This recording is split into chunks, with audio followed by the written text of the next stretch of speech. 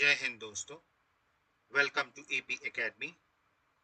आज हम लोग ऋग्वैदिक काल की सामाजिक जीवन पढ़ेंगे, सोशल लाइफ। देखिए, लास्ट क्लास में हम लोगों ने इनका पॉलिटिकल जो राजनीतिक व्यवस्था थी इनकी वो देखी थी। लास्ट क्लास में हमने देखा था कि इनका जो पॉलिटिकल सिस्टम है ऋग्वैदिक काल में वो कैसा रहा। मतलब जो एक तरीके से कहा जाए, इनके में राजा की स्थिति क्या थी, कानून व्यवस्था कैसी थी, कौन कौन से प्रशासनिक अधिकारी हुआ करते थे, राजनीतिक संगठन कौन कौन से थे, इनकी सेना का मिलिट्री एडमिनिस्ट्रेशन कैसा था, इनके यहाँ टैक्सेशन पॉलिसी कैसी थी, प्रशासनिक ऑर्गेनाइजेशन, एडमिनिस्ट्रेटिव ऑर्गेनाइजेशन कौन कौन से थे। तो ये सारी बातें हमने करी थी पॉलिटिकल। आज जो हम पढ़ने वाले हैं ऋग्वैदिक काल में, वो पढ़ने वाले हैं इनका सामाजिक जीवन। ठीक, तो आज हम पढ़ेंगे क्या? सामाजिक जीवन। तो हेडिंग डालिए,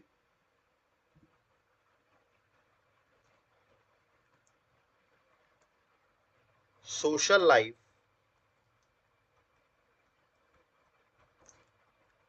ऑफ ऋग्वैदिक एज। हिंदी में लिखिए ऋग्वैदिक काल का सामाजिक जीवन। ठीक, ऋग्वैदिक काल का सामाजिक जीवन, social life of Rigvedic as. देखिए, कोई भी समाज जो होता है, चाहे हम किसी का भी समाज पढ़े, समाज में सबसे पहले जो हमें समझना होता है वो समझना होता है कि उस समाज का प्रकृति क्या है या नेचर क्या है।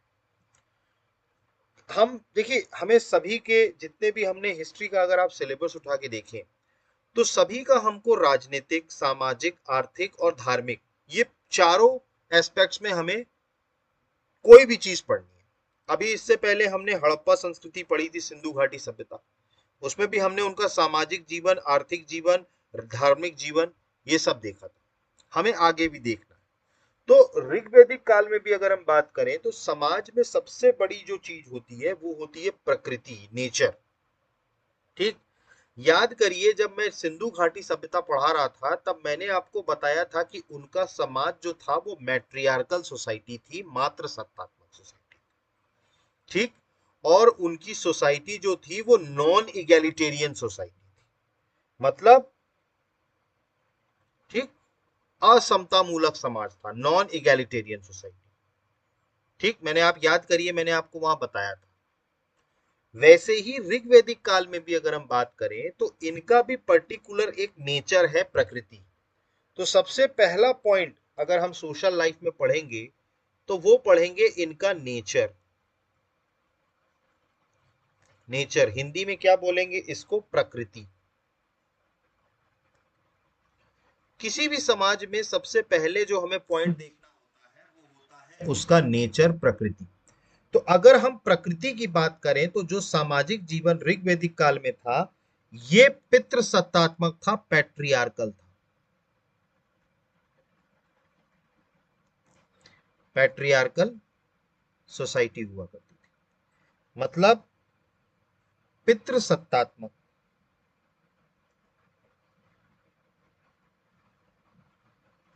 ठीक, तो इनका समाज कैसा हुआ करता था? पितृसत्तात्मक या पैट्रियार्कल सोसाइटी होती थी। और इसके अलावा इनका जो समाज होता था वो इगैलिटेरियन सोसाइटी हुआ करती थी। मैंने आपको बताया था नॉन इगैलिटेरियन सोसाइटी थी हड़प्पा में, लेकिन यहां पर कौन सा समाज हुआ करता था? इगैलिटेरियन समाज, समता मूलक। हिंदी में इसको बोलते हैं समता मूलक। तो इनका समाज कैसा था? समता मूलक समाज था। तो ये दो पॉइंट्स हमें समझने होंगे कि इनकी जो प्रकृति थी, एक तो सबसे पहली बात तो पितृसत्तात्मक पैट्रियार्कल सोसाइटी। मैंने जब आपको सिंधु घाटी सभ्यता में पढ़ाया था मैट्रियार्कल सोसाइटी, तो मैट्रियार्कल सोसाइटी का मतलब क्या होता था? जहां पर स्त्रियों के हाथ में डिसीजन मेकिंग होती, ऐसी सोसाइटी को मैट्रियार्कल सोसाइटी कहते हैं। जहां घर की महिलाएं जो होती हैं किसी समाज में, अगर महिलाएं किसी चीज का डिसीजन लेती हैं किसी समाज में, मतलब जो डिसीजन मेकिंग पावर होती है वो किसके पास होती है? महिलाओं के पास। तो उनको कहा जाता है मैट्रियार्कल सोसाइटी या मातृ सत्तात्मक समाज। लेकिन अगर बात करें कि अगर घर में डिसाइडिंग अथॉरिटी अगर पिता की होती है, मतलब पुरुष अगर चीजों को डिसाइड करते हैं किसी भी समाज में, ठीक, तो उस समाज को कहा जाता है पैट्रियार्कल सोसाइटी, पितृसत्तात्मक समाज। समझ में आया आपको डिफरेंस?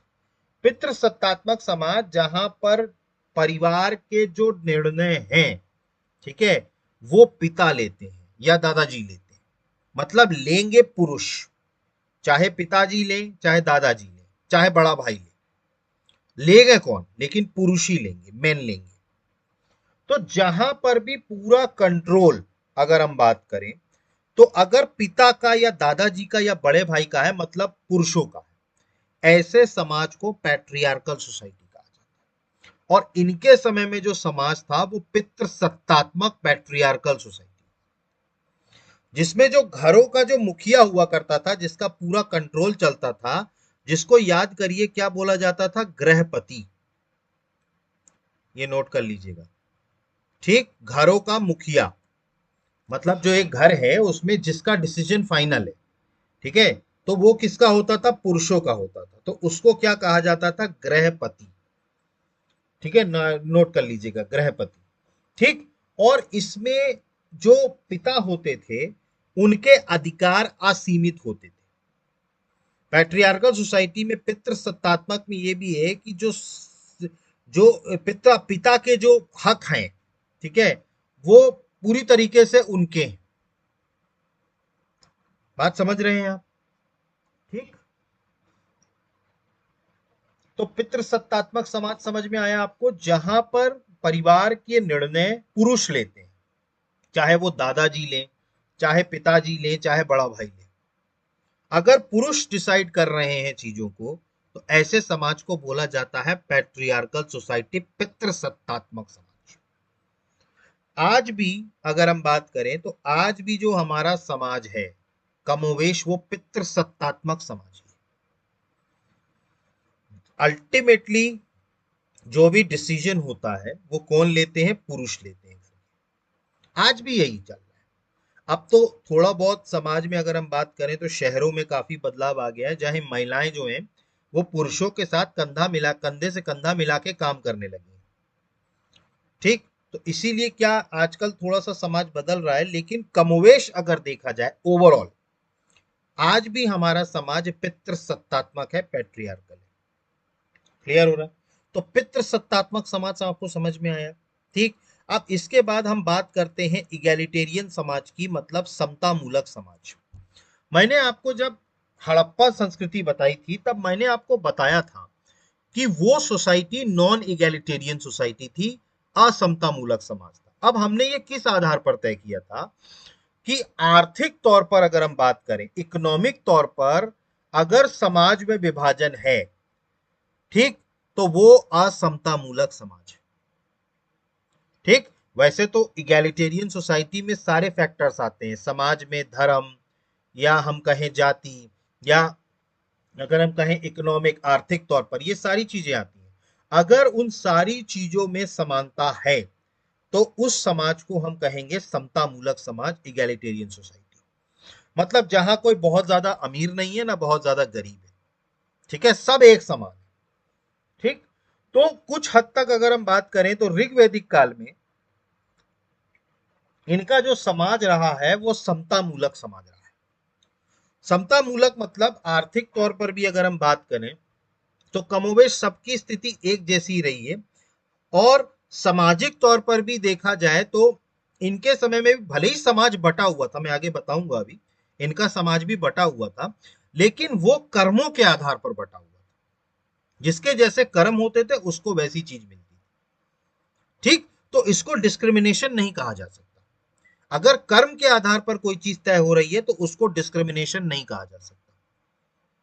ठीक, जैसे उदाहरण के तौर पर आज जो कंपटीशन में बैठते हैं बच्चे, जो बच्चे सेलेक्ट होते हैं, तो जो सेलेक्ट नहीं हुए वो ये कह सकते हैं कि हमारे साथ डिस्क्रिमिनेशन हुआ, लेकिन ऐसा वो नहीं कह सकते। क्यों?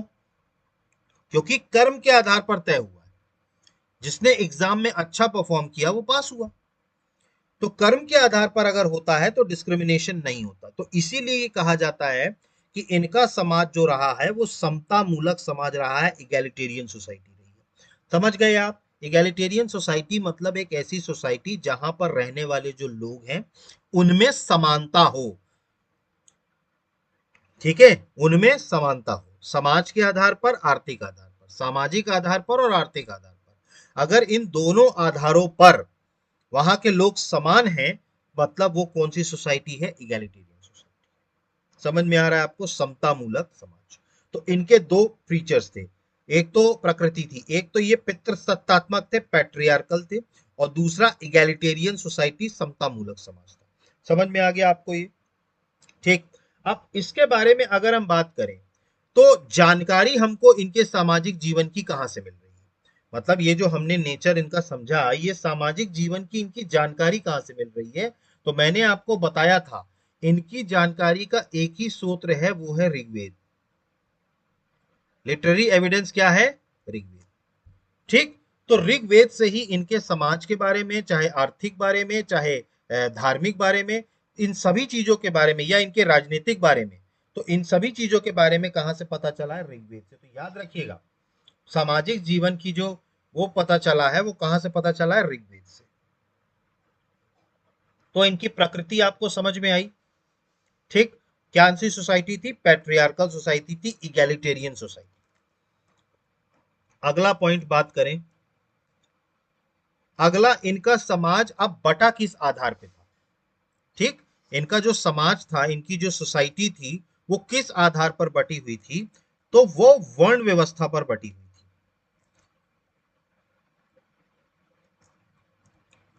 ठीक। याद करिए ऋग्वेद का 10वां मंडल। ठीक। ऋग्वेद का याद करिए 10वां मंडल। क्या था 10वां मंडल? वहां पर हमने दो सूक्त पढ़े थे। ठीक। एक पढ़ा था पुरुष सूक्त और दूसरा पढ़ा था नादीय सूक्त। याद करिएगा, 10वें मंडल में हमने दो सूक्त पढ़े थे, पुरुष सूक्त और नादीय सूक्त। और पुरुष सूक्त में ही किसका वर्णन है? वर्ण व्यवस्था। ठीक। तो यहां पर जो वर्ण व्यवस्था है, वर्ण सिस्टम है, इसके बारे में कहां से हमें पता चलता है? ऋग्वेद के 10वें मंडल में पुरुष सूक्त से, जहां पर वर्ण व्यवस्था के बारे में जानकारी दी गई। ठीक। अब इनका जो समाज था वो बेसिकली चार वर्णों में बटा हुआ था। मतलब अगर हम ऋग्वैदिक सोसाइटी की बात करें, ऋग्वैदिक समाज की, तो ये चार वर्ण में बटा हुआ था। कितने वर्ण में बटा हुआ था? चार वर्ण होते थे।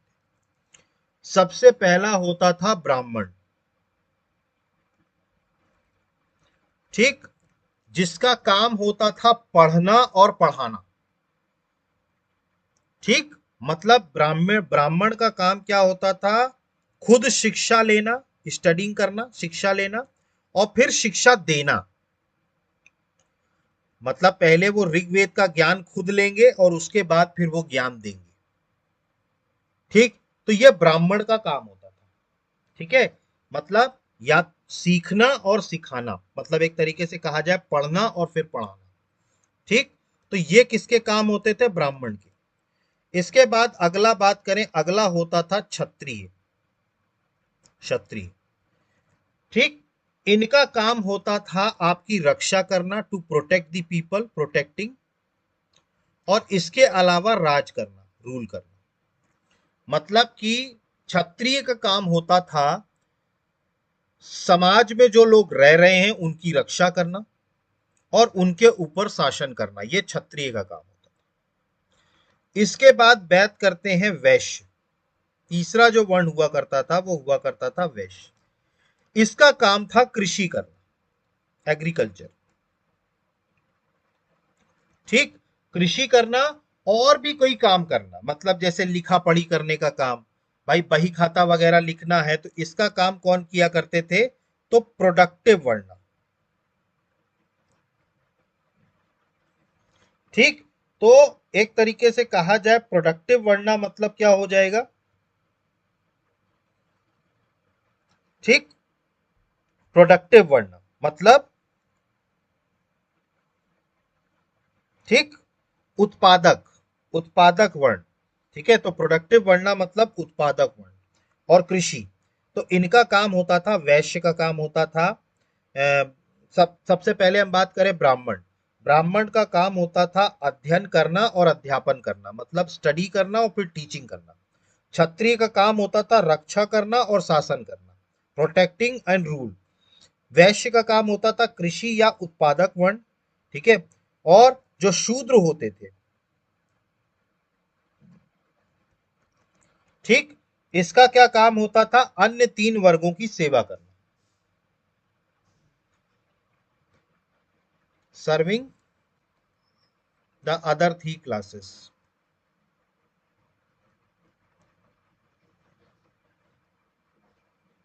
अन्य तीन वर्गों की सेवा करना, ये शूद्र का काम होता था, ठीक। तो काम के आधार पर वर्ण व्यवस्था बनी थी समाज की। ब्राह्मण का काम होता था पढ़ना पढ़ाना, क्षत्रिय का काम होता था रक्षा करना और शासन करना, वैश्य का काम होता था कृषि करना और उत्पादक वर्ण, और शूद्र का काम होता था तीनों की सेवा करना। क्योंकि शूद्र कुछ नहीं करता था, तो इसीलिए उसको क्या रख दिया था कि भाई तीनों की आप सेवा करो। तो इस तरीके से वर्ण व्यवस्था जो थी ऋग्वैदिक काल में बटी हुई थी। लेकिन आपको एक चीज याद रखनी है, ये जो पूरी वर्ण व्यवस्था थी, अगर हम ऋग्वैदिक काल की बात करें तो ये जन्म के आधार पर नहीं थी। ये याद रखिएगा, बहुत इंपॉर्टेंट पॉइंट है। ये जन्म के आधार पर नहीं थी। ये किस आधार पर थी, कर्म के आधार पर। मैं आपको ऋग्वैदिक काल की बात कर रहा हूं। पोस्ट वैदिक में हम कुछ और पढ़ेंगे। अभी इसके बाद जब हम पोस्ट वैदिक काल पढ़ेंगे, मैंने आपको बताया था वैदिक काल दो भाग में बटा है, प्री वैदिक एज और पोस्ट वैदिक एज, ठीक। तो प्रो उसमें अलग पढ़ेंगे। इसमें अगर हम बात करें तो वर्ण व्यवस्था जो बनी बटी हुई थी, वो सिर्फ कर्म के आधार पर बटी हुई थी, जन्म के आधार पर नहीं बटी। मतलब ऐसा नहीं है कि कोई ब्राह्मण कुल में जन्म ले लिया तो मतलब वो ब्राह्मण रहेगा, नहीं। वो जो काम कर रहा है उस आधार पर उसका वर्ण तय। इसके दो सबसे महत्वपूर्ण उदाहरण है। एक तो सबसे पहला उदाहरण है विश्वामित्र, ठीक। विश्वामित्र जो थे, नाम सुना होगा आपने, ऋषि विश्वामित्र। विश्वामित्र जो थे, ठीक है, वो अगर हम बात करें तो जन्म से वो क्षत्रिय थे। मतलब बाई बर्थ क्या थे, वो क्षत्रिय थे। लेकिन कर्म से अगर हम बात करें तो कर्म से क्या थे, वो ब्राह्मण थे।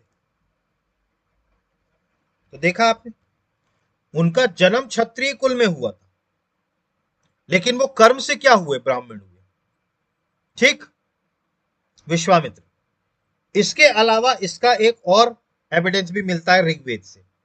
तो ऋग्वेद में एक जो स्टूडेंट रहा, शिक्षक, शिष्य, ठीक है, शिष्य रहा, उसने ऋग्वेद के एक मंत्र में मेंशन किया है। मतलब ऋग्वेद के एक मंत्र में एक स्टूडेंट ने ये मेंशन किया है कि आई एम अ पोएट, ठीक। My mother grinds food, my mother grinds food and my father is a doctor. ये लिखा है। मतलब कि उसने बताया कि एक तो सबसे पहली बात, एक विद्यार्थी कहता है ऋग्वेद के एक मंत्र, ठीक है। मतलब इसकी पुष्टि ऋग्वेद में उल्लेखित एक मंत्र से होती है जो एक विद्यार्थी कहता है, एक स्टूडेंट बोलता है। कौन बोलता है, स्टूडेंट। क्या बोलता है वो, कि मैं एक कवि रहा हूं, आई एम अ पोएट।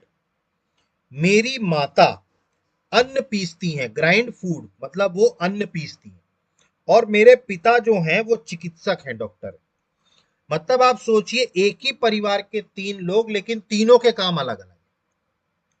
एक कवि हैं, दूसरे उनकी माता जो है वो खाना कूटने का काम कर रही है, अनाज, और उसके पिता जो है वो चिकित्सक है। तो समझ में आ रहा है आपको। तो ऋग्वेद में ये चीज मेंशन की गई है कि भाई जो वर्ण व्यवस्था है वो कर्म के आधार पर तय हो रही है। जैसे उदाहरण के तौर पर मैंने आपको बताया विश्वामित्र जी। विश्वामित्र जी जन्म से जो रहे हैं वो क्षत्रिय रहे हैं, लेकिन कर्म से बात करें तो क्या रहे हैं, ब्राह्मण रहे हैं। ठीक, तो ये दो एग्जाम्पल आपको समझ में आए। तो ये थी ऋग्वैदिक काल की वर्ण व्यवस्था। समझ में आया आपको वर्ण व्यवस्था अच्छे से? ठीक ठीक, तो इसकी प्रकृति हमने दो पॉइंट्स पढ़ ली, एक तो प्रकृति पढ़ ली और दूसरा क्या पढ़ लिया हमने, इनकी वर्ण व्यवस्था। चार वर्णों में बटा था, ब्राह्मण, क्षत्रिय, वैश्य और शूद्र। अगला बात करें, महिलाओं की स्थिति, स्टेटस ऑफ वुमेन। देखिए महिलाओं की स्थिति कैसी थी। देखिए किसी भी समाज को हम पढ़ेंगे तो वहां पर महिलाओं की स्थिति सबसे महत्वपूर्ण होती है। ठीक है, तो महिलाओं की स्थिति कैसी थी, स्टेटस ऑफ वुमेन। ठीक, तो इसमें सबसे पहला पॉइंट तो आपको ये याद रखना है कि यहां पर जो स्त्रियों की ऋग्वैदिक काल की अगर हम बात करें, ठीक, तो ऋग्वैदिक काल में स्थिति बहुत बेटर थी महिलाओं की। मतलब बेटर मतलब एक तरीके से कहा जाए बेहतर थी। ठीक है, मतलब बाद में समाज में हम आगे देखेंगे कि महिलाओं की स्थिति धीरे धीरे क्या होगी, कमजोर होगी। अब हम इस बात को मान रहे हैं कि भाई महिलाओं की स्थिति ऋग्वैदिक काल में बेटर थी, बेहतर थी। अब ये हम किस आधार पर कह सकते हैं? ठीक, तो इसके कुछ उदाहरण हैं ऋग्वैदिक काल में। सबसे पहली बात तो कि जो राजा यज्ञ किया करते थे, मैंने आपको बताया था राजा का काम क्या था, यज्ञ करना, यज्ञ कर्म कांड करना। ठीक है, अपने कबीले की बेहतरी के लिए। तो यज्ञ में जब भी राजा बैठा करते थे तो वो अपनी पत्नी को साथ में लेके बैठते थे, अलोंग विद दी वाइफ। ठीक, जब भी यज्ञ में बैठा करते थे तो वो अपनी पत्नियों को साथ में लेके बैठते थे। तो इससे समझ में आता है कि वो अपनी पत्नी को बराबर बिठा रहे थे, मतलब कंडीशन पत्नियों की अच्छी थी, महिलाओं की अच्छी थी। क्योंकि यज्ञ जो हो रहा है उसमें पत्नी जो है वो राजा की जो पत्नी हुआ करती थी वो उनके साथ भाग लेती। क्लियर है? ठीक, इसके अलावा बात करें तो इनके समय में ऋग्वैदिक काल में इनको एजुकेशन, शिक्षा का भी अधिकार था। मतलब महिलाओं को शिक्षा का भी अधिकार था, मतलब महिलाएं भी वेदों की शिक्षा ले सकती थीं। ठीक है, शिक्षा का अधिकार था। इसके कुछ उदाहरण हैं इस समय की स्त्रियों के, ऋग्वैदिक काल के समय की स्त्रियों के कुछ उदाहरण हैं जिससे पता चलता है कि इनको शिक्षा का अधिकार था। ठीक है, इसमें कौन कौन है, तो लोपा मुद्रा, ठीक, इसके अलावा विश्वरा, ये सब उदाहरण है। ठीक, इसके अलावा घोषा, ठीक, सिकाता, ठीक, और अपाला, ये महिलाएं हैं उस समय की, ऋग्वैदिक काल की। और इनको ऋग्वेद का ज्ञान बहुत अच्छे से था, तो इसलिए इनको कहा, ये देख करके आदि अपाला ये समझ में आता है कि महिलाओं को शिक्षा का भी अधिकार था। ठीक, तो महिलाओं को किसका अधिकार था, शिक्षा का भी अधिकार था। इसके अलावा अगर हम बात करें तो यहां से हमको, ठीक है, बाल विवाह, चाइल्ड मैरिज, चाइल्ड मैरिज को हिंदी में क्या बोलेंगे, बाल विवाह। ठीक, तो चाइल्ड मैरिज, और इसके अलावा अगर हम बात करें सती प्रथा, इनके एविडेंस हमको नहीं मिले हैं, इनके एविडेंस हमको नहीं मिले। तो इससे हम कह सकते हैं कि महिलाओं की स्थिति बेहतर थी। भाई ना तो हमको बाल विवाह के साक्ष्य मिले और ना ही हमको सती प्रथा के साक्ष्य मिले। क्योंकि देखिए साक्ष्य मिलते तो मतलब ये प्रचलन था। भाई अगर ये प्रैक्टिस होती उस टाइम पर तो इसके साक्ष्य मिलते ना, एविडेंस मिलते इसके, लेकिन इसका कोई भी एविडेंस हमको नहीं मिला। इस आधार पर हम ये कह सकते हैं कि इनके समय में बाल विवाह और सती प्रथा ये प्रचलन नहीं था ऋग्वैदिक काल में। क्लियर हो रहा है? ठीक, अगला पॉइंट बात करें। ठीक, अब यहां से हमें यह पता चल रहा है कि इंटरकास्ट मैरिज भी हो रही है यहां से, मतलब इंटरकास्ट मैरिज और विडो रीमैरिज।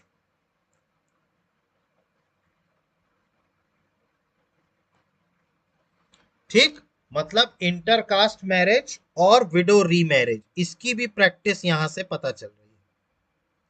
ठीक, मतलब कि विधवा विवाह और अंतर जातीय विवाह, इंटरकास्ट मैरिज, इसका भी प्रचलन रहा है।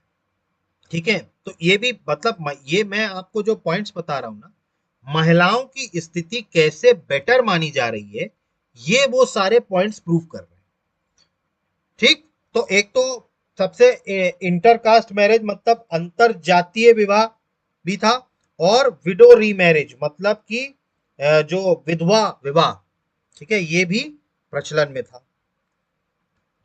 इसके अलावा बात करें तो मैंने आपको इनकी समितियां बताई थी। ठीक, मैंने आपको कुछ इनके ऑर्गेनाइजेशन बताए थे, सभा, समिति, ये मैंने आपको बताए थे ना कुछ इनके एडमिनिस्ट्रेटिव ऑर्गेनाइजेशंस, प्रशासनिक संगठन बताए थे, सभा, समिति। इन पर इनमें भी वुमेन्स को, महिलाओं को जाने का अधिकार था, वुमेन्स टू पार्टिसिपेट, मतलब सभा और समिति में भी महिलाएं भी जाती थी। ठीक है, तो अधिकार उनको थे, महिलाएं भी किसमें जाती थी, सभा और समिति। ठीक है, इसके अलावा अगर हम बात करें, एक और पॉइंट नोट करिएगा, ऋग्वेद में, ठीक है, एक ऋग्वेद की बात करें तो इसमें एक ग्रंथ लिखा है जिसका नाम है जयदस्तम। इसमें एक ग्रंथ है, कौन सा है, जयदस्तम। ठीक है, ऋग्वेद में ये कहा गया है जयदस्तम, इसका मतलब है वाइफ द हाउस। मतलब ऋग्वेद में एक शब्द मिला है, क्या मिला है, जय दस्तम। जय दस्तम का मतलब है पत्नी ही गृह है, मतलब वाइफ इज दी हाउस, मतलब जो घर है वो पत्नी ही है। मतलब जैसे कहते हैं ना आज हम कि पत्नी से घर होता है। ठीक, तो मकान को घर कौन बनाती है, स्त्री बनाती है। तो जयस्तम, ऋग्वेद में ये शब्द है जयस्तम, इसका मतलब है पत्नी ही गृह होती है। और इसके अलावा एक पॉइंट और नोट करिएगा आप, शतपथ ब्राह्मण, शतपथ ब्राह्मण में, शतपथ ब्राह्मण एक टेक्स्ट है, हम आगे पढ़ेंगे। शतपथ ब्राह्मण में पत्नी को पति की अर्धांगिनी कहा, मतलब better half of the husband, wife को। जैसे आज हम कहते हैं ना पत्नी जो होती है वो पति का बेटर हाफ है, अर्धांगिनी जिसे कहा जाता है। ये कहाँ कहा गया है, शतपथ ब्राह्मण में। ठीक, कि wife is the better half of the husband. Clear हो रहा है? तो इन सारे पॉइंट्स को देख करके समझ में आ रहा है कि महिलाओं की जो स्थिति थी ऋग्वैदिक समाज में, वो काफी बेहतर व्यवस्था। एक तो सबसे पहली बात तो उनको इतना सम्मानित किया जाता था कि राजा अपनी पत्नी को यज्ञ में साथ में बिठाते थे। इसके अलावा उनको शिक्षा का अधिकार था, कई सारी उस टाइम की स्त्रियां लोपामुद्रा, विश्वरा, घोषा, सिकाता, अपाला, इनके समय में चाइल्ड मैरिज, बाल विवाह और सती प्रथा के एविडेंस नहीं मिले। अंतर जातीय, इंटरकास्ट मैरिज, विडो रीमैरिज, इनकी प्रचलन था। सभा और समिति में महिलाओं को जाने का अधिकार था। ऋग्वेद में एक टर्म है जयदस्तम, मतलब महिला ही क्या है, घर है। और शतपथ ब्राह्मण में कहा गया है कि जो पत्नी है वो पति की क्या है, अर्धांगिनी है, better half of the husband. Clear हो रहा है ये? ठीक, तो ये क्या हो गई, महिलाओं की स्थिति ऋग्वेदिक काल में। ठीक, ये पॉइंट्स नोट कर लीजिएगा। अगला बात करें, अगला था ट्राइबल प्रैक्टिस। ठीक, हिंदी में लिखिए कबीलाई प्रथा। हिंदी में लिखिए कबीलाई प्रथा। ठीक, ट्राइबल प्रैक्टिस, कबीलाई प्रथा। ठीक, देखिए यहां पर अगर हम बात करें तो ऋग्वेदिक समाज में कई सारी कबीलाई प्रथाएं हुआ करती थी, कबीलाई प्रथा हुआ करती थी ऋग्वेदिक समाज में। इसमें सबसे पहला हुआ करता था पॉलीगेमी।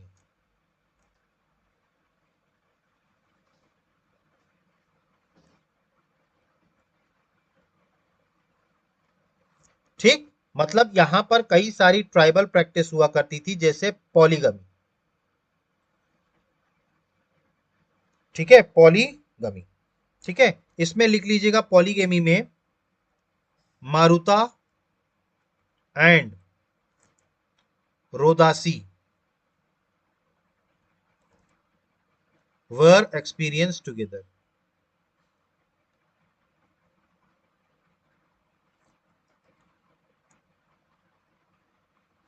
ठीक, देखिए पॉलीगमी को कहा जाता था बहुविवाह। ठीक है, पॉलीगमी को कहा जाता था बहुविवाह।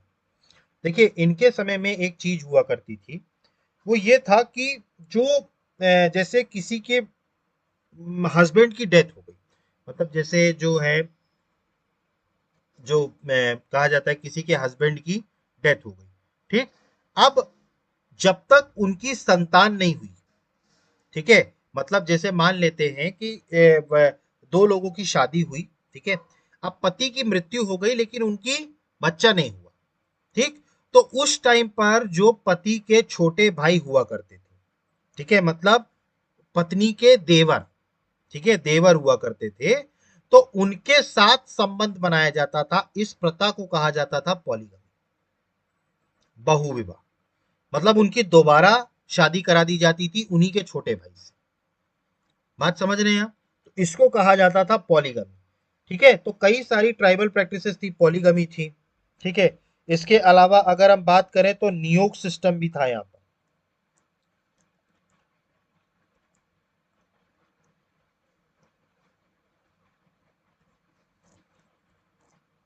ठीक, नियोग प्रथा। ठीक है, मैंने आपको बताया कि पत्नी की अगर वो पति की अगर डेथ हो जाती थी, मृत्यु हो जाती थी, तो पत्नी की शादी करा दी जाती थी। ठीक है, तो इसको कहा जाता था बहुविवाह। ठीक, अब मैंने आपको बताया नियोग प्रथा। नियोग प्रथा क्या होती थी, जैसे कि अगर किसी की संतान नहीं है और पति की मृत्यु हो चुकी है, तो उसके छोटे भाई के साथ जो उनके जो देवर हुआ करते थे उसके साथ जो उनके संबंध बनाए जाते थे, इसको कहा जाता था नियोग प्रथा, नियोग सिस्टम। फर्क समझ में आ रहा है आपको? ठीक, तो एक था बहुविवाह और दूसरा था नियोग प्रथा। नियोग प्रथा में क्या होता था कि अगर पति की डेथ हो गई और पत्नी जो है बच्चा नहीं है उनको, तो उनके देवर के साथ, उनके छोटे भाई, पति के छोटे भाई के साथ जो संबंध बनते थे, इसी को क्या कहा जाता है, नियोग सिस्टम। समझ में आ गया? तो इनके समय में नियोग प्रैक्टिस भी थी। ठीक है, तो दो प्रैक्टिसेस चलती थी इनके समय में, कबीलाई प्रथा, एक तो बहुविवाह और दूसरा नियोग प्रथा। ठीक, क्लियर है ये? ठीक, नेक्स्ट बात करें समाज में अगर हम बात करें तो विवाह व्यवस्था, मैरिज सिस्टम। मतलब इनके समय में मैरिज सिस्टम कैसा था, विवाह कैसे थे? ठीक है, तो विवाह व्यवस्था, देखिए इनके समय में दो तरीके के विवाह चलते थे। एक होता था अनुलोम।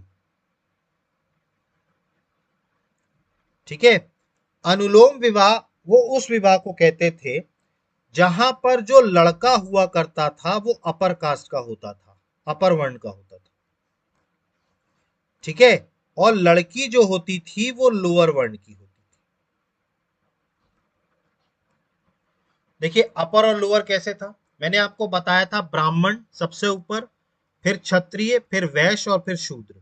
अगर मान लीजिए लड़की क्षत्रिय है और लड़का ब्राह्मण है और ये दोनों शादी करते हैं, तो इसको बोला जाएगा अनुलोम विवाह। या लड़का क्षत्रिय है लड़की वैश्य है, या लड़का वैश्य है लड़की शूद्र है। बात समझ रहे हैं आप? मतलब लड़का जो रहेगा वो उच्च वर्ण का होगा, अपर वर्ण का होगा, और जो लड़की होगी वो निम्न वर्ण की होगी, लोअर वर्ण की होगी। अगर सिचुएशन ऐसी आती है तो उस विवाह को बोला जाता था अनुलोम विवाह। ठीक। और इसके अलावा जो दूसरा विवाह हुआ करता था वो हुआ करता था प्रतिलोम विवाह। तो अनुलोम और प्रतिलोम। अब प्रतिलोम विवाह में क्या होता था कि जो लड़की होती थी वो उच्च वर्ण की होती थी। अगर लड़की उच्च वर्ण की है और लड़का जो है वो लोअर वर्ण का है, निम्न वर्ण का है। ठीक। तो इस विवाह को कहा जाता था प्रतिलोम विवाह। समझ में आया आपको? तो विवाह के जो व्यवस्था थी इनके यहाँ ऋग्वैदिक काल में, वो दो व्यवस्थाएं थी। एक था अनुलोम और दूसरा था प्रतिलोम। अनुलोम में क्या होता था, जो पुरुष होते थे, ठीक है, जो मेल होता था, बॉय होता था, वो अपर वर्ण उच्च जाति का होता था, उच्च वर्ण का पुरुष। और जो महिला होती थी वो निम्न वर्ण की होती थी। ऐसी व्यवस्था को कहा जाता था अनुलोम विवाह। और प्रतिलोम किसको कहा जाता था, जहां पर लड़की जो है वो उच्च वर्ण की होती थी, महिला जो है वो उच्च वर्ण की होती थी, और पुरुष जो होता था वो निम्न वर्ण का होता था। ठीक। ये था मैरिज सिस्टम। समझ में आया आपको मैरिज सिस्टम? अगला बात करें दास प्रथा, स्लेवरी। ठीक। अगला हेडिंग डालिए स्लेवरी, दास प्रथा। ठीक। अब देखिए, यहां पर ऋग्वैदिक समाज में अगर हम बात करें तो दास प्रथा का प्रचलन तो था। मतलब slavery is prevalent in Rigvedic society. मतलब ऋग्वैदिक समाज में दास प्रथा को प्रचलन तो था, लेकिन ये जो दास यूज किए जाते थे ये घरेलू कार्यों के लिए यूज किए जाते थे, डोमेस्टिक पर्पस के लिए यूज किए जाते थे। मतलब ये जो था उनसे क्या काम कराया जाता था, डोमेस्टिक। ठीक। झाड़ू पोछा बर्तन, डोमेस्टिक वर्क। ठीक है, तो घरेलू कार्यों में लगाया जाता है। ठीक है। इन दासों को कृषि कार्य में नहीं लगाया जाता, नॉट इन एग्रीकल्चर। मतलब कि जो कृषि कार्य होते थे उसमें इनको नहीं लगाया जाता था दासों को। दासों को किसमें लगाया जाता था, जो घरेलू काम होते, मतलब घर के जो काम हुआ करते थे उसमें दासों का इस्तेमाल किया जाता था। तो दास प्रथा तो थी ऋग्वैदिक काल में, ठीक है, लेकिन वो दास प्रथा जो थी, जो दास थे वो घरेलू कामों में इस्तेमाल किए जाते थे, ना कि कृषि के कार्यों। क्लियर हो रहा है? ठीक। तो ये था हमारा दास प्रथा। ठीक। ये सारे पॉइंट जो मैं बता रहा हूं समाज के हैं। ठीक। तो दास प्रथा हो गई। ठीक। इसके बाद अगला बात करें, अगला है इनका फूड, खान पान। हिंदी में लिखिएगा खान पान, खाना वाना कैसा खाते थे। देखिए इनके समय में अगर हम बात करें तो जो आर्य लोग थे, ठीक है, वो शाकाहारी भी थे और मांसाहारी भी थे। मतलब they are vegetarian as well as non vegetarian. ठीक है, वेजिटेरियन को हिंदी में बोलते हैं शाकाहारी और नॉन वेजिटेरियन को बोलते हैं मांसाहारी।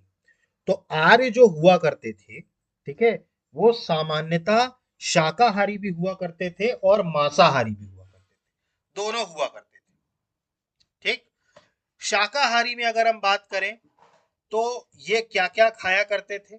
शाकाहारी की अगर हम बात करें, वेजिटेरियन, ठीक, तो वेजिटेरियन की अगर हम बात करें तो ये क्या क्या खाया करते थे, तो ये खाया करते थे राइस, चावल। ठीक है, ये चावल खाया करते थे। इसके अलावा अगर हम बात करें तो ये बार्ले, जौ, ठीक है, बार्ले जौ खाया करते थे। इसके अलावा ये एक और चीज खाया करते थे, इसका नाम नोट करिएगा, श्रीर पकोदन। ठीक है, तो ये याद रखिएगा, श्रीर पकोदन, श्री पकोदन, शिर पकोदन। ये दही और इसका बनता था जौ का। दही और जौ को मिला के एक चीज बनाई जाती थी, शिर पकोदन।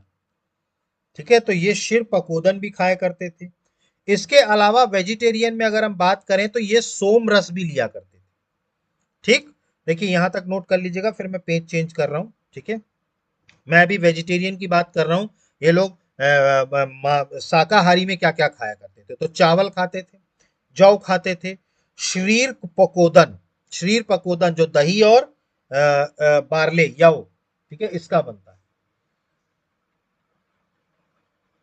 ठीक, इसके अलावा अगर हम बात करें तो ये लोग सोम रस भी पिया करते थे। ये नोट कर लिया आपने। ठीक, अगला बात करें तो ये सोम रस भी पिया करते थे।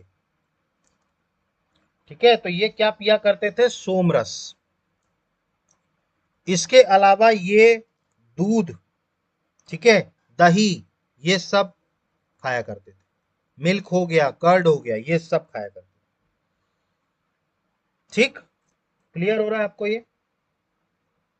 ठीक, और अगर हम नॉन वेजिटेरियन या मांसाहारी की बात करें, नॉन वेजिटेरियन की बात करें तो ये किसका किसका खाते थे? सबसे पहले तो ये शीप, भेड़ का खाते थे मांस, और बकरी, गोट। ठीक है, तो भेड़ और बकरी ये खाया करते थे। तो समझ में आया आपको? तो इनका खान पान कैसा था, मतलब इनका फूड कैसा था? एक तो ये शाकाहारी और मांसाहारी दोनों चीजें खाते थे। शाकाहारी में ये क्या क्या खाते थे? चावल, जौ, सोमरस, दूध, दही, शीर पकुदन। ठीक, और अगर हम बात करें मांसाहारी में, तो मांसाहारी में ये खाते थे भेड़ और बकरी का मांस। क्लियर हुआ? ठीक, तो ये इनका था खान पान, फूड। ठीक, अगला बात करें, अगला हुआ करता था इनका क्लोथ्स, वेशभूषा। कपड़े ये कैसे पहनते थे ऋग्वेदिक काल में? तो इनकी वेशभूषा या क्लोथ्स की अगर हम बात करें, ठीक, तो आर्यंस की अगर हम बात करें, तो ये अगर हम जनरल वे में बात करें, तो ये जो कपड़े पहनते थे ये कॉटन, सूती के कपड़े पहनते थे, सूत के। इसके अलावा अगर हम बात करें तो ये वूल के कपड़े भी पहनते थे, ऊनी कपड़े भी पहनते थे। ठीक है, तो ये सूत के कपड़े पहनते थे, कॉटन के। इसके अलावा ये ऊन के कपड़े पहनते थे, और ये मृग का वस्त्र धारण करते थे, मृग के, मतलब कि ये किसका लेदर धारण करते थे? डियर का, डियर लेदर। ठीक है, तो मृग के चमड़े के वस्त्र धारण करते थे, मृग का जो चमड़ा हुआ करता था उसके वस्त्र धारण करते थे। तो ये तीन तरीके के वस्त्र पहनते थे, एक तो सूती कपड़ा पहनते थे, ये कॉटन। इसके अलावा ये ऊनी कपड़ा पहनते थे, वूल पहनते थे, और ये मृग के चमड़े के वस्त्र धारण करते थे, डियर लेदर के। ठीक, अब देखिए इनके वस्त्रों के जो प्रकार हुआ करते थे, या अगर हम बात करें तो 4 टाइप्स हुआ करते थे ऑफ क्लोथिंग। इनके जो 4 टाइप्स हुआ करते थे वो आप नोट कर लीजिएगा, बहुत इंपॉर्टेंट है। सबसे पहला टाइप हुआ करता था वास। ठीक है, अब ये वास किस कपड़े को कहते थे? ठीक है, ऐसे वस्त्र जो कमर के नीचे पहने जाते थे, मतलब क्लोथ्स बिलो द वेस्ट।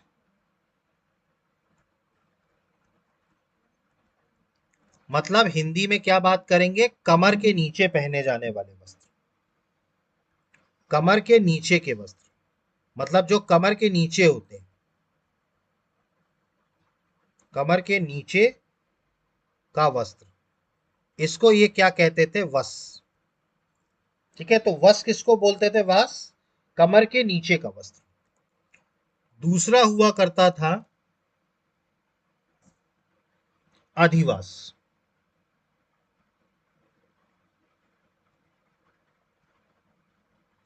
ठीक, आदिवास। ठीक है, देखिए आदिवास जो हुआ करता था, ये हुआ करता था आपका शॉल।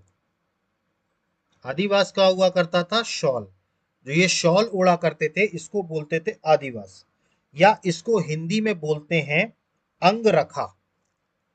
शॉल को बोलते हैं अंगरखा। ठीक है, तो अंगरखा, हिंदी में क्या बोलेंगे इसको? अंगरखा। तो आदिवास किसको बोलते थे? ये शॉल को बोलते थे। ठीक, इसके अलावा अगर हम बात करें, ये बोलते थे उष्णिश। ठीक, तो उष्णिश अगर हम बात करें या उष्णीय बात करें, ठीक है, तो उष्णीय, ठीक है, उष्णिश, ठीक है, या उष्णीय, ठीक है, ये बोला करते थे टर्बन। टर्बन मतलब हिंदी में अगर हम बात करें तो इसको बोलते हैं पगड़ी। पगड़ी पहनी जाती है ना, टर्बन, उसको ये उष्णिश बोलते थे। क्या बोलते थे? उष्णीय। ठीक है, तो आदिवास बोलते थे अंगरखा, शॉल को। वस्त्र किसको बोलते थे? जो कमर के नीचे वस्त्र पहना जाता था। ठीक, और इसके अलावा चौथा है नीवी। ठीक, चौथा क्या है? नीवी। ठीक, नीवी ये किसको कहते थे? अंडरगारमेंट्स को। ठीक है, नीवी ये किसको बोलते थे? अंडरगारमेंट्स को, अंत वस्त्र को, अंतः वस्त्र। अंडरगारमेंट्स को हिंदी में बोलते हैं अंतः वस्त्र। ठीक, तो ये चार टाइप्स के, चार प्रकार के वस्त्र जो ये पहनते थे। वस्त्र, ऐसा वस्त्र जो कमर के नीचे पहना जाता था। आदिवस्त्र, शॉल, अंगरखा। उष्णेय या उष्णीय, उष्णिश, टर्बन, पगड़ी को। और चौथा होता था नीवी, जिसको अंडरगारमेंट्स या अंत वस्त्र कहा जाता था। ठीक, क्लियर है? ठीक, तो ये था क्लोथ्स, वस्त्र।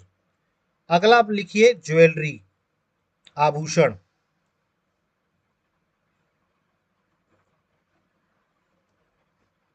ज्वेलरी हिंदी में क्या बोलेंगे? आभूषण। अब ये लोग आभूषण कौन कौन से पहना करते थे, या ज्वेलरी कौन कौन सी पहनते थे? ठीक, सबसे पहले तो कान में जो रिंग पहनी जाती है, कान में ईयरिंग, ठीक है, इसको बोलते थे कर्णशोधम, कर्णशोभन, कर्णशोभन। ठीक है, कर्णशोभन जो है इसको बोलते थे ईयरिंग। मतलब कान में जो पहना जाता है ना, ईयरिंग्स पहनी जाती है, इसको बोलते थे कर्णशोभन। ठीक है, इसके अलावा बात करें तो जो एक और बोला जाता था, ये पहना करते थे, इसका था निष्काग्रीवा, निष्काग्रीवा। ठीक है, तो निष्काग्रीवा, निष्कग्रीवा, ठीक है, निष्कग्रीवा। ठीक है, तो निष्कग्रीवा ये किसको बोलते थे? नेकलेस को बोलते थे। नेकलेस जो गले में पहना जाता है ना, ठीक, एक तरीके से कर्णहार बोलते हैं इसको। ठीक है, देखिए इयरिंग को क्या बोलते हैं हिंदी में, लिख लीजिएगा। इयरिंग को हिंदी में बोलते हैं कर्णजूल। हिंदी वाले लिख लीजिएगा, कर्णजूल।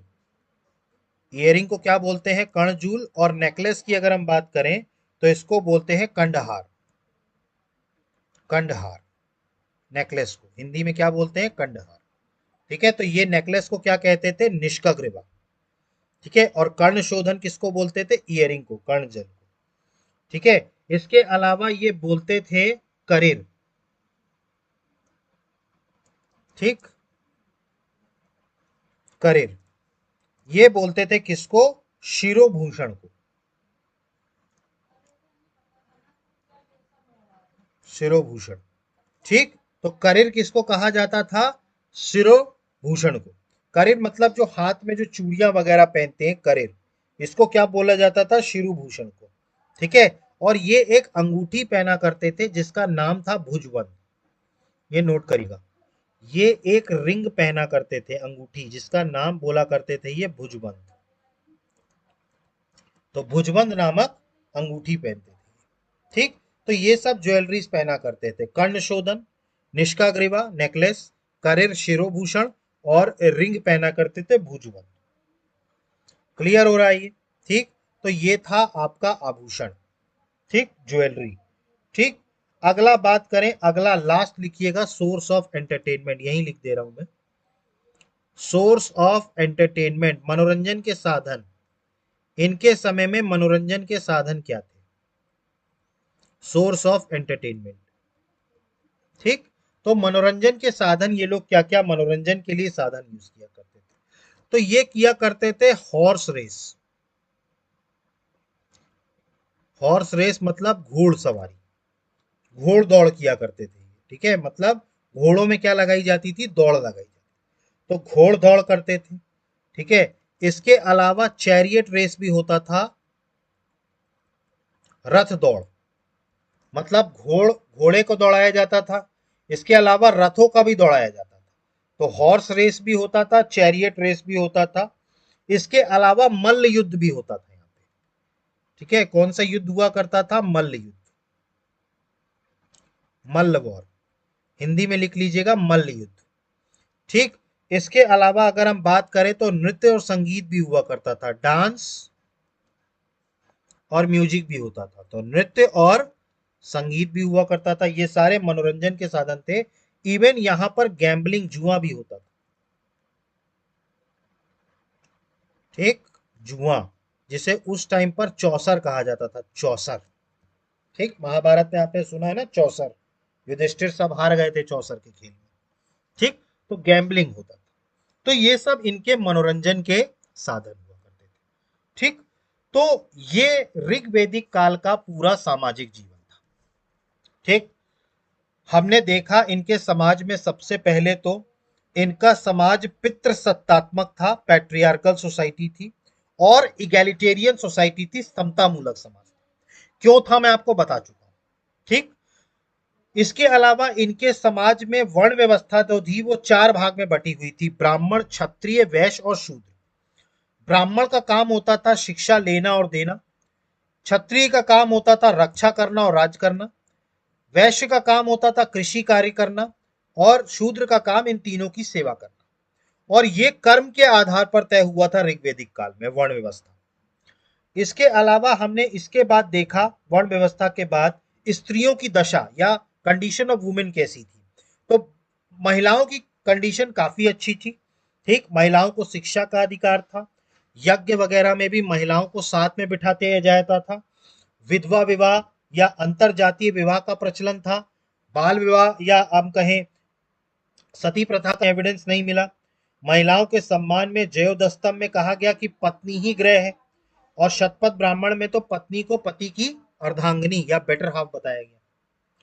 इसके बाद हमने यहाँ पर दो कबीलाई प्रथाएं देखी थी, एक बहुविवाह, मतलब जिनके पति की हत्या हो, मृत्यु हो जाए तो उनकी दूसरी शादी करा दी जाए, और दूसरा था नियोग प्रथा। नियोग मतलब देवर के साथ संबंध बनाना संतान प्राप्ति के लिए। इसके अलावा बात करें इनकी विवाह व्यवस्था हमने देखी, अनुलोम विवाह मतलब उच्च वर्ग का पुरुष और निम्न वर्ग की महिला, तो वो अनुलोम विवाह है।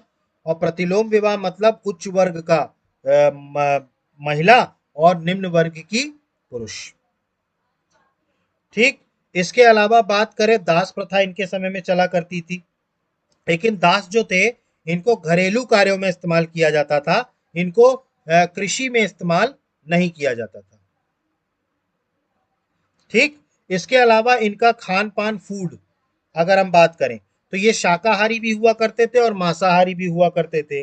शाकाहारी में ये चावल, जौ, श्रीपोगदन, सोमरस ये सब लिया करते थे। मांसाहारी में बात करें तो भेड़ और बकरी का मांस खाया करते थे। इसके बाद हमने इनके देखे वस्त्र, तो वस्त्र में ये सूती कपड़ा भी पहनते थे, ऊनी कपड़ा भी पहनते थे, डियर लेदर भी पहनते थे। ठीक है, मतलब मृग के चमड़े। ठीक, इसके अलावा अगर हम बात करें तो इनके जो कमर के नीचे जो वस्त्र हुआ करते थे उसको वस कहते थे। ठीक, आदिवस, अंगरखा, शॉल को कहा जाता था। ठीक, तो आदिवस किसको कहा जाते थे? शॉल या अंगरखा। उष्णिश किसको कहते थे? टर्बन या पगड़ी। और नीवी किसको बोलते थे? अंतर्वस्त्र या अंडरगारमेंट्स। इसके अलावा अगर हम बात करें तो आभूषण, आभूषण में ये क्या पहनते थे? कान में पहनते थे कर्णशोधन, जो कर्णधार, कर्णहार मतलब नेकलेस जो पहनते थे, निष्क्रव्य, करिर शिरोभूषण, और ये हाथ में जो अंगूठी पहनते थे वो भुजबंद। और इसके अलावा हमने देखे इनके मनोरंजन के साधन, घुड़सवार, घुड़ की रेस, आपके रथों की रेस, इसके अलावा मल्ल युद्ध, नृत्य, संगीत, डांस, म्यूजिक और जुआ, गैम्बलिंग, ये सब किया करते थे। तो ये हमने देखा ऋग्वेदिक काल का पूरा सामाजिक जीवन। ठीक, आई होप कि आपको सारी चीजें समझ में आ गई होंगी। ठीक। ठीक, अब जो हम कल पढ़ेंगे वो पढ़ेंगे इनका आर्थिक व्यवस्था। ठीक, मतलब इकोनॉमिक लाइफ इनकी कैसी थी। ठीक, तो कल की क्लास में हम इसको देखेंगे। आई होप कि आपको सारी चीजें समझ में आ गई होंगी। इसके बाद भी अगर आपको कोई डाउट उठ रहा है तो प्लीज कमेंट बॉक्स में आप मेंशन कीजिए। अदरवाइज आप हमारे चैनल को लाइक कीजिए, सब्सक्राइब कीजिए और मैक्सिमम से मैक्सिमम शेयर कीजिए। So guys, thank you, have a good day, जय हिंद, नमस्कार।